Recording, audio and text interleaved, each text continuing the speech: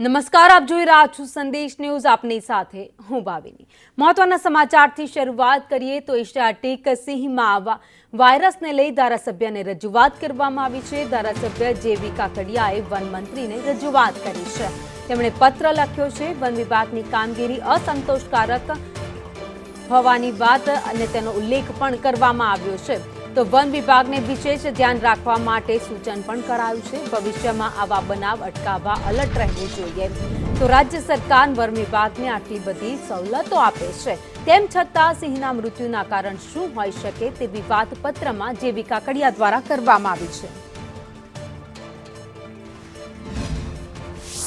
રાજ્ય સરકાર દ્વારા તમામ પ્રકારની સુવિધાઓ જ્યારે વન વિભાગને આપવામાં આવે છે ત્યારે એવા કોઈ કારણોસર આવા બનાવો બને એ વ્યાજબી નથી.